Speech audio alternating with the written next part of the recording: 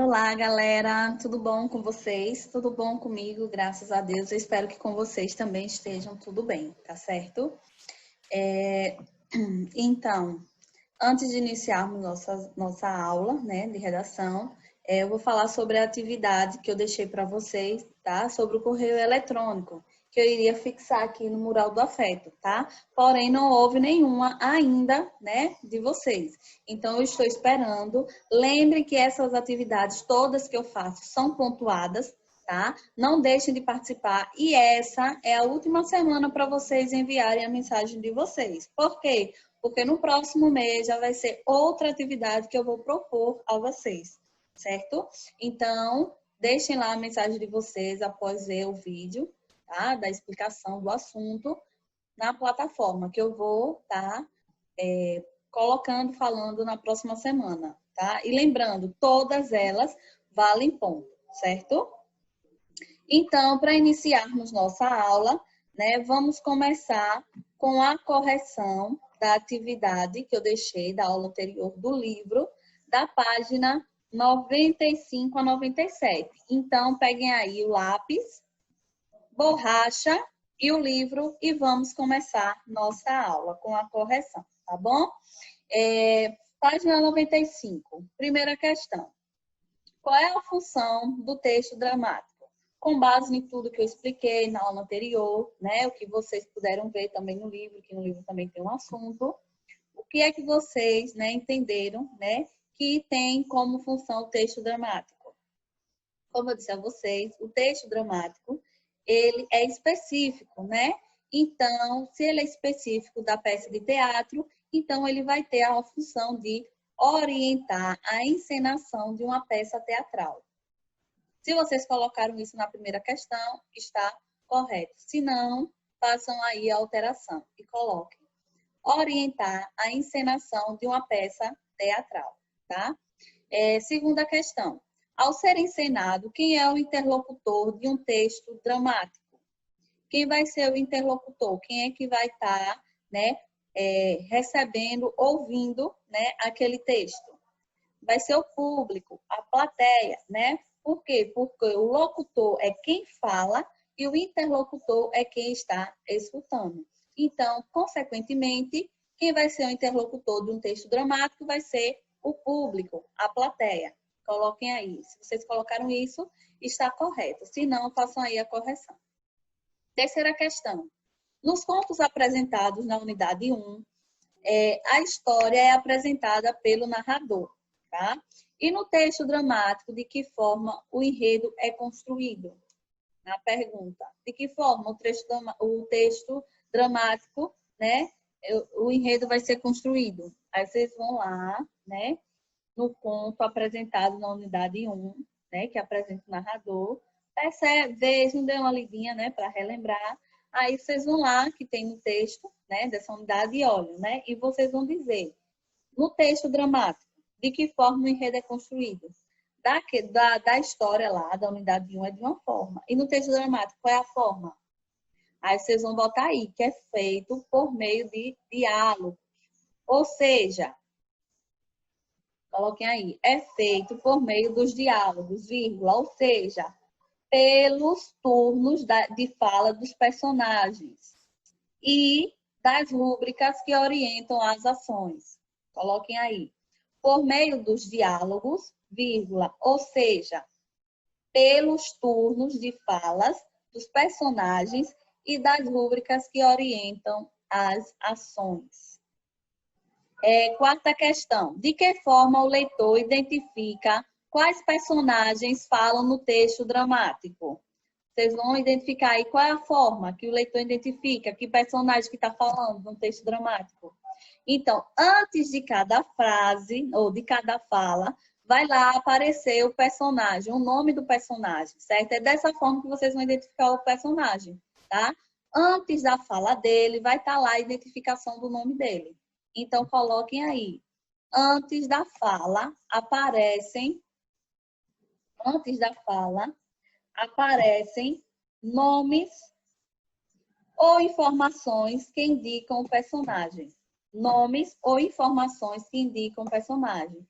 como no texto que tem aí do livro de vocês, da página 90, né? Que foi de João Grilo, uma parte que eles pegaram. E lá tem dizendo, quando é a fala de João Grilo ou Chicó, né?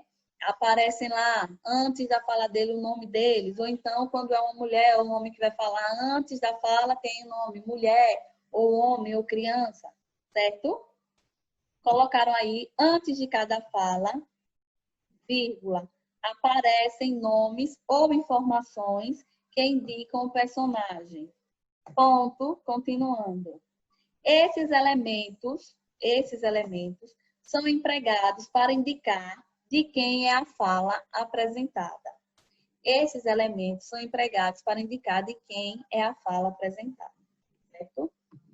Quinta questão. Leia as rúbricas a seguir. Eu expliquei a vocês o que era rúbricas, não foi isso na aula anterior. Então, só reforçando, o que seriam as rúbricas? Seria a cena, o ato que lá o personagem iria fazer naquelas falas, tá? Vem antes, vem explicando o que é que vai acontecer naquela cena, tá? Para o autor já ficar sabendo. Qual é a primeira rúbrica? A letra A. Chicó faz uma saudação à mulher que vem entrando com 2 pacotinhos de dinheiro e sai. B. Sai contentíssima. Aí a pergunta da letra A. Como as rúbricas são gravadas no texto teatral lido? Com que objetivo elas são escritas dessa forma? Aí vocês vão lá colocar. Quais são as rúbricas que são gravadas no texto lido? Elas aparecem escritas, coloquem aí. Elas aparecem escritas em itálico. Perceberam que a escrita dela é em itálico? Que é aquela letrinha mais caidinha, descida, para distinguir a rúbrica das falas dos personagens, tá? Então, coloquem aí. É dessa forma que elas são grafadas. Elas aparecem escritas em itálico. Ponto. A outra pergunta, com que objetivo elas são escritas dessa forma? Acabei de falar. Para se diferenciar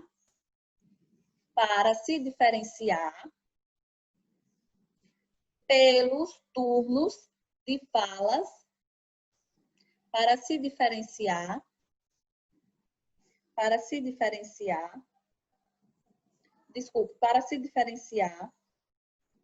os turnos de fala, vírgula, que indicam o diálogo entre os personagens. Para se diferenciar dos turnos de fala que indicam o diálogo entre os personagens. Ponto final. Letra B. O que as rúbricas acima indicam? Aí eu expliquei a vocês o que seriam as rúbricas, não é isso? Então, ele está perguntando aí o que é que elas vão estar indicando aí. Aí vocês vão lá dizer na letra A o que é que ela vai estar indicando. Aí vocês voltam. No trecho A, indica a forma como Chicó age e a quem ele se dirige. Vírgula. Mostrando,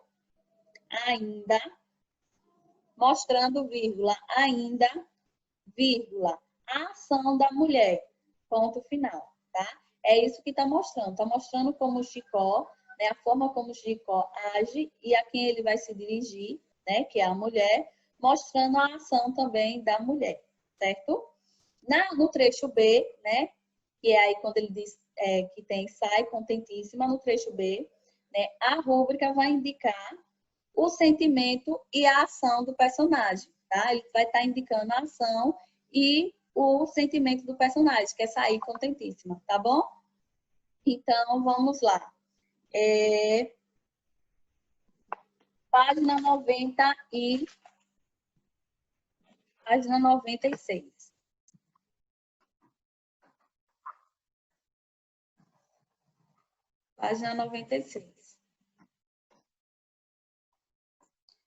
Passei aqui um pouquinho. Pronto. Página 96. Sexta questão. Agora, leia um trecho da peça teatral Bem Amado, do escritor Dias Gomes. A peça conta a história de Odorico Paraguaçu, um político demagogo e corrupto, prefeito da cidade de Sucupira. Até a Globo fez uma série com base aí nesse livro, tá? Aí é o trecho extraído do livro, né? Como vocês podem ver. Aí a primeira pergunta é, letra A, sublinhe as rúbricas que aparecem nesse trecho, né? Do texto teatral, do texto dramático. Aí vocês vão sublinhar onde é que está a rúbrica. Eu já disse a vocês que a rúbrica, né, é lá onde vai estar indicando o que os personagens vai estar fazendo. Então, como vocês puderam ver em vermelho, essa parte aqui é a parte que está indicando a rúbrica, a parte onde vai estar indicando o que será feito naquele ato, naquela cena do personagem, tá?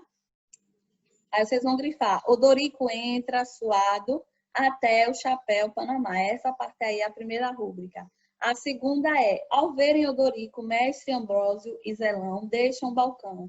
Moleza para de tocar. Vocês também vão grifar essa parte. Então, grifem aí, certo? Que é a resposta da letra A, as rúbricas que contém nesse texto.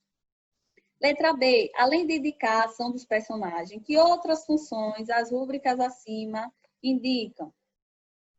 Aí vocês vão colocar. A primeira rúbrica vai estar indicando o quê? Como a gente respondeu na questão anterior. A primeira rúbrica vai estar indicando como o ator deve entrar em cena e qual será seu figurino durante a apresentação.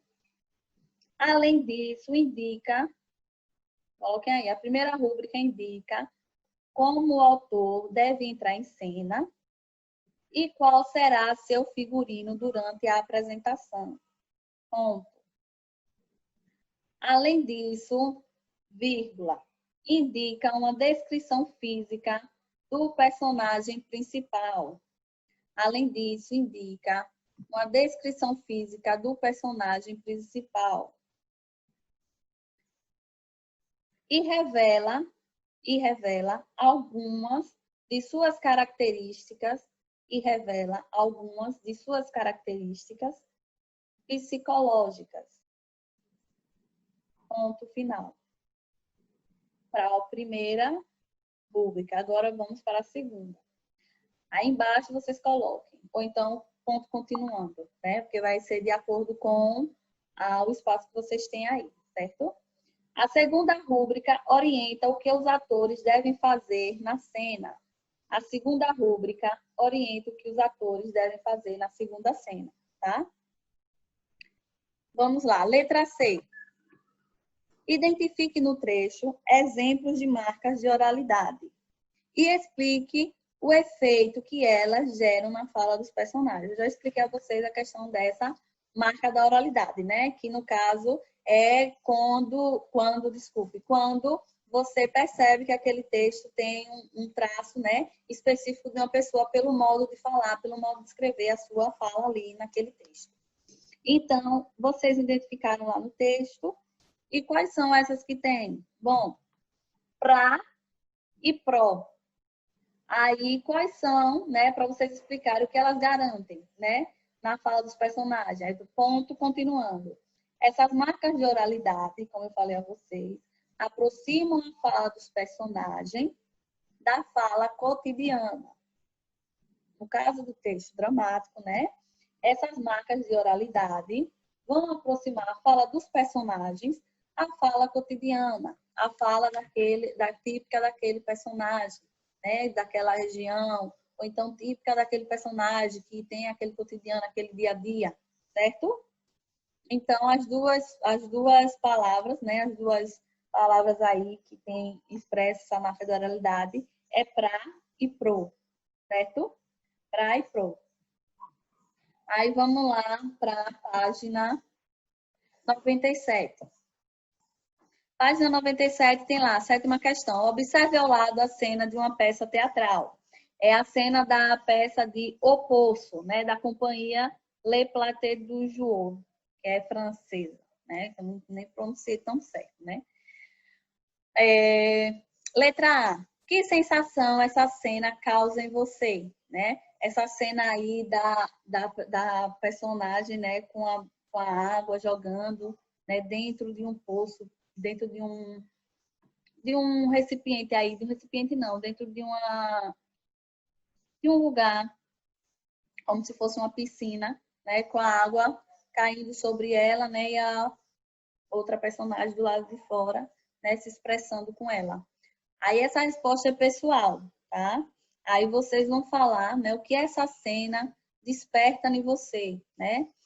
Cada um de vocês vai ter um sentimento diferente ao estar olhando para ela, tá bom? Não precisa, tipo, ter nenhum conceito não, porque isso daí é uma coisa mais pessoal de vocês ao ler, ao olhar, né, uma cena, ao assistir uma peça de teatro, ao ver alguma coisa. Cada um tem uma perspectiva diferente, cada um tem um pensamento diferente, tanto como filme quanto série, tá? É um olhar diferente, são pessoas diferentes, tá?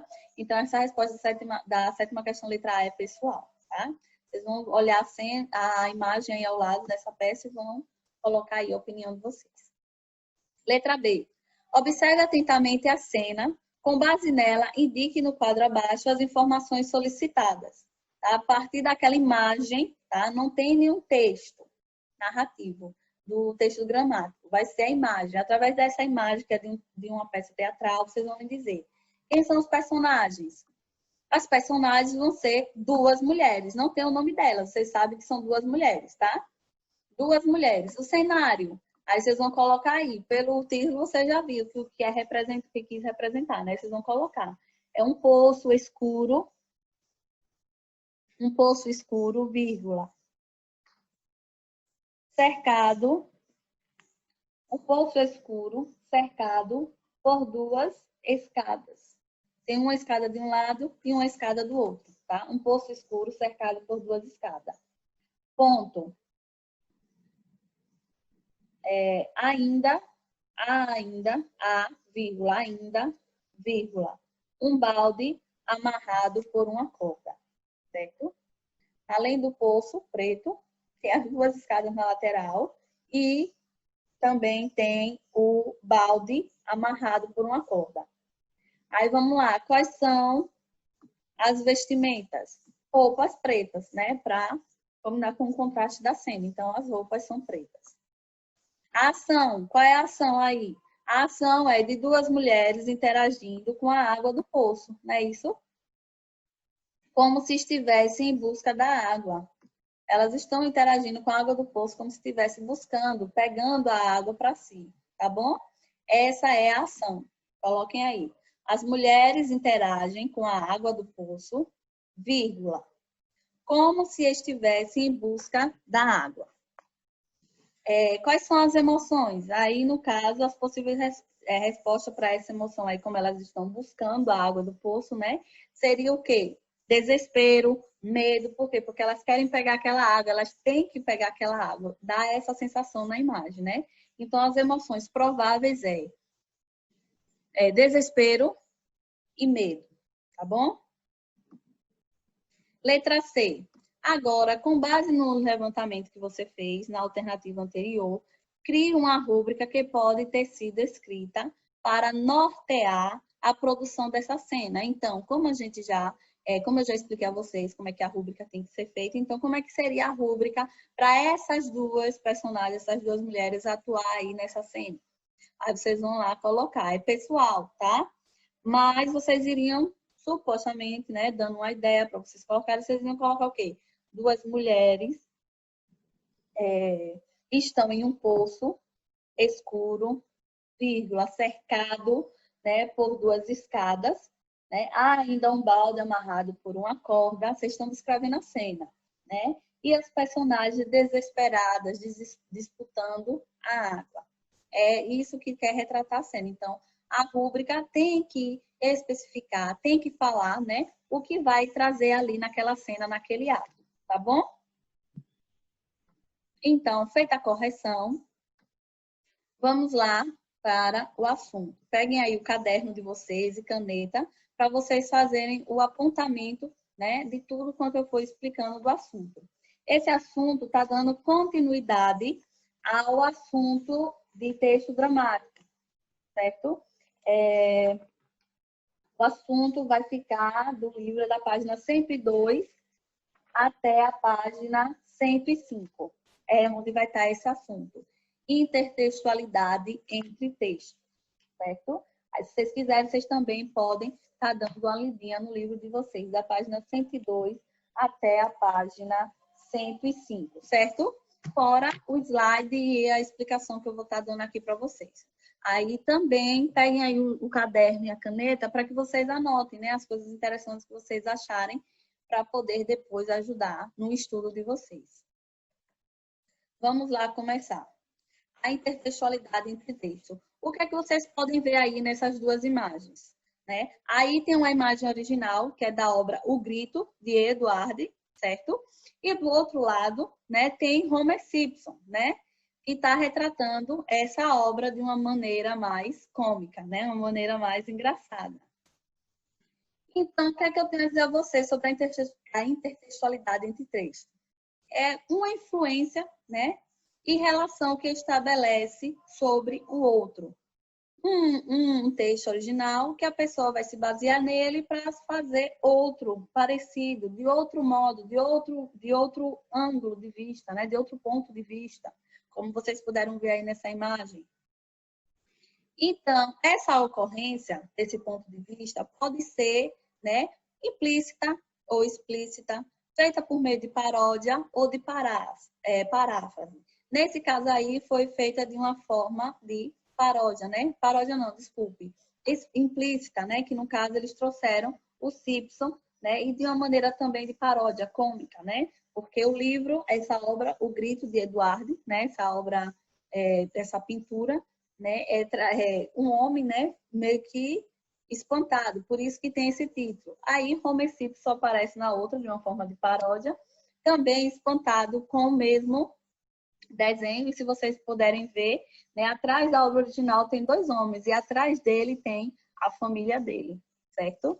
Então, explicando, a intertextualidade entre textos, né, vai trazer uma influência e relação que um vai estabelecer sobre o outro. Um texto vai estar dialogando com o outro, tá bom? E essa maneira pode ocorrer explícita, implícita, ou através de paródia ou paráfrase. Aí vamos lá, a intertextualidade explícita. Na explícita, nota-se logo, né, que o intertexto na superfície textual. Por exemplo, aí, trecho do poema de Sete Fases, de Carlos Drummond de Andrade. Quando nasci um anjo torto, desses que vivem na sombra, disse, vai, Carlos, ser gaúcho na vida. Aí onde está na outra superfície do intertexto. Trecho do poema Até o Fim, de Chico Buarque. Quando nasci, veio um anjo safado, o chato do querubim, e decretou que eu estava predestinado a ser errado assim. Então, quando tem a intertextualidade do texto, você vai ver de forma explícita. Por quê? Porque ele já vai estar trazendo aí na superfície, no intertexto, no título, e é de outra maneira que ele vai estar trazendo esse título original, tá? Desculpe. E vocês veem que foi de forma explícita, né? Ele usou todos os textos, só que modificou, né? Da forma que ele quis, mas ele deixou aí, né? Logo, bem explícito, né? Essa intertextualidade, né? Que ele fez esse texto a partir desse outro texto. Percebe-se logo através da intertextualidade, porque ele logo coloca trecho do poema até o fim no caso do de cima é Carlos Drummond, de baixo de Chico Buarque. Mas vocês percebem que a reescrita foi desse texto, certo? Dessa forma que vocês vão ver a intertextualidade explícita, certo? E como é que eu vou ver a intertextualidade explícita, professora? Aí vamos lá. A explícita não se encontra de imediato ali, logo no título, né, no intertexto, que é um título após um intertítulo, né, que é após o título. Né? Vocês não vão ver ali. A implícita vocês só vão conseguir ver no texto, durante o texto que vocês vão perceber, nossa, esse título, esse texto é de de alguma música, de algum livro, certo? De alguma obra, no caso, uma obra escrita e não de imagem, tá bom? Aí, como vocês viram no exemplo, ai meu Deus, que saudade da Amélia, aquilo sim que era mulher, às vezes passava fome ao meu lado e achava bonito não ter o que comer. E quando me via contrariado, dizia, meu filho, que se há de fazer? Amélia não tinha a menor vaidade, Amélia que era a mulher de verdade. Esse texto aí é da música, ai que saudade da Amélia. Aí vem lá o outro texto, desconstruindo a Amélia. Eis que de repente ela resolve tão mudar. Vira a mesa, assume o jogo, faz questão de se cuidar. Nem serve nem objeto, já não quer ser o outro. Hoje ela é o também. No texto, vocês percebem, né, que ele foi trazido de forma implícita. Não se encontra de imediato lá aplicado no intertexto. Vocês têm que ter uma maior atenção quando for fazer a leitura, para perceber, né, que ali é uma obra que é baseada na outra, que estão fazendo ligação uma da outra. Uma está falando que a Amélia, né, da saudade da Amélia, na outra está desconstruindo a Amélia. Então, ambos estão falando do mesmo personagem. Os textos estão entreligados, porém, vocês têm que prestar atenção na hora da leitura do texto. Por quê? Porque não vai estar lá explícito, né, no intertexto. Vai estar de forma implícita dentro do texto, certo? Ficou claro? Só repetindo. Na forma explícita, vocês vão lá já ver vou encontrar de imediato, né, lá em textualidade, né, explícita no intertexto. Já na explícita, vocês têm que ter uma atenção maior. Por quê? Porque vocês vão lá encontrar dentro do texto essa intertextualidade, tá bom? Como vocês viram aí nesse exemplo. O trecho da música é Que Saudade da Amélia, e no outro texto vai estar desconstruindo a Amélia, certo? Ambos estão interligados, porque ambos estão falando da mesma pessoa, tá? Porém, no intertexto, vocês não vão perceber isso, a não ser que vocês, né, deem uma lidinha, tá? Vocês percebam a semelhança que há, tá bom? Vamos lá. Os tipos de intertextualidade.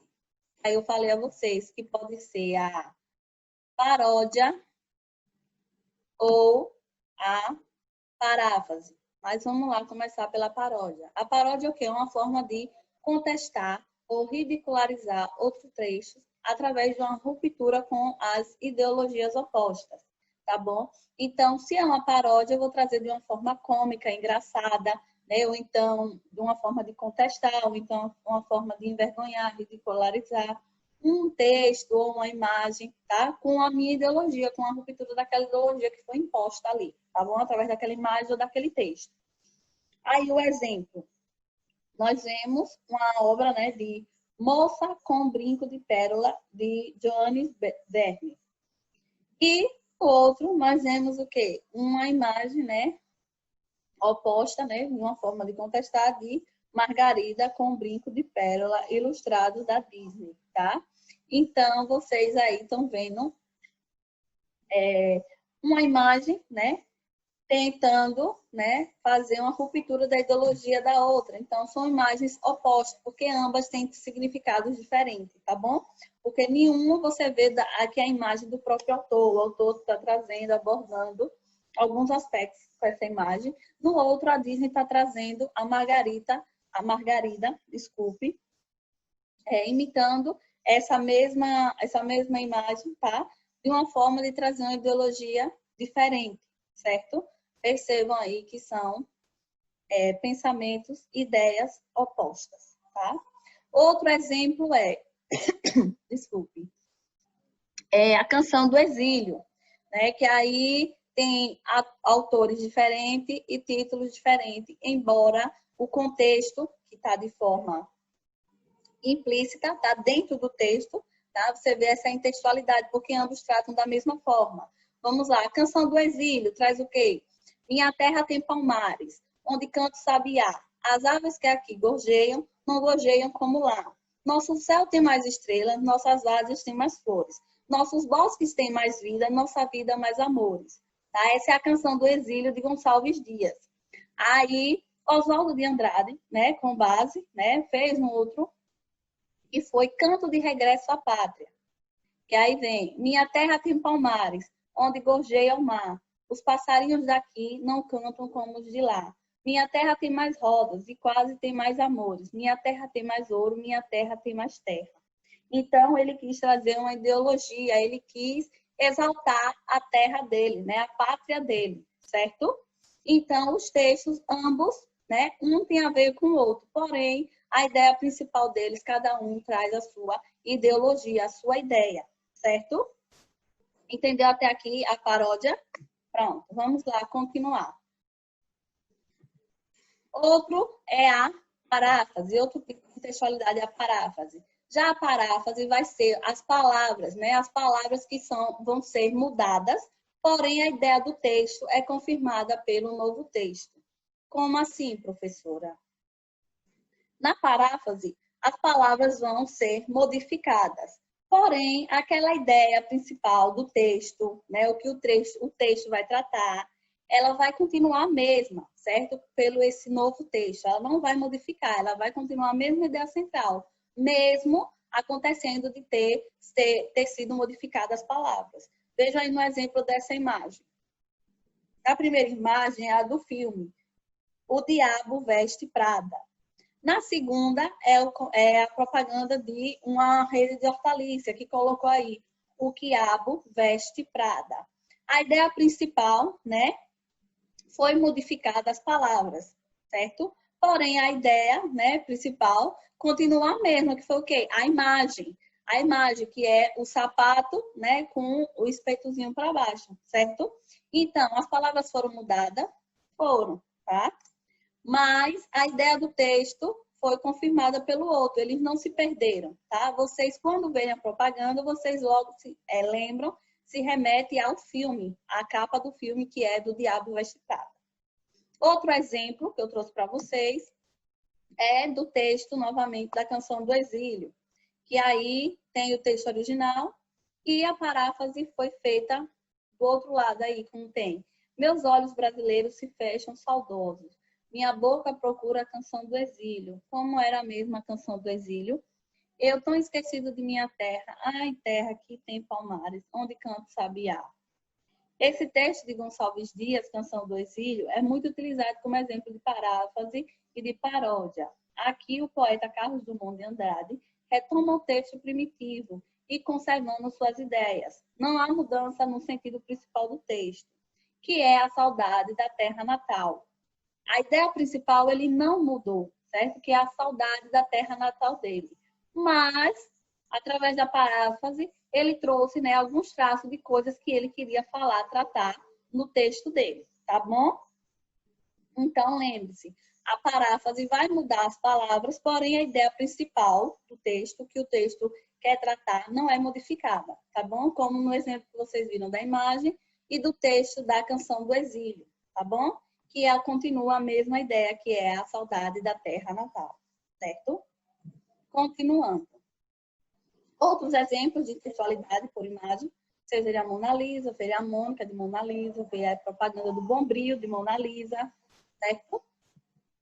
Outros exemplos aí, Show do Milhão, aí vem Silvio Santos aqui com um milhão, tá? A Mônica, do filme Marley e Eu, Floquinho e Eu, que o personagem o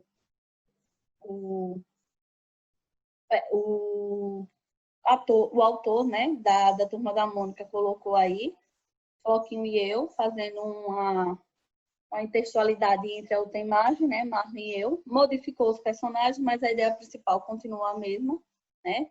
Mônica, aí vem, espelho, espelho meu, existe alguém no mundo mais velho do que eu, tá fazendo aí uma semelhança, né, à história que tem da Branca de Neve, né? Que aí tem a bruxa que se olha através do espelho, certo? E assim vai. Lembre-se, na intertextualidade, desculpe, na intertextualidade dos textos, como não tem imagem, vai ter essa relação, tá bom? Aí, como eu disse a vocês, podem estar no intertexto ou pode estar dentro do próprio texto, certo? Vocês têm que prestar atenção. Quando estiver no intertexto, vai estar de forma explícita. Quando estiver no intertexto, vocês vão ter que ter mais atenção, observar, né? Vai estar de forma implícita, certo? Podem ser com forma de paródia ou paráfrase. Paródia tem um tom mais humorístico, mais cômico, que pode ser feito, né? Já na paráfrase, vocês também vão ver lá, mas vocês vão ver de forma mais exemplificada, como vocês viram na Canção do Exílio, que vai trazer, né, a Canção do Exílio, mas a ideia principal não vai se perder, vai continuar a mesma, que é a saudade da terra natal, certo?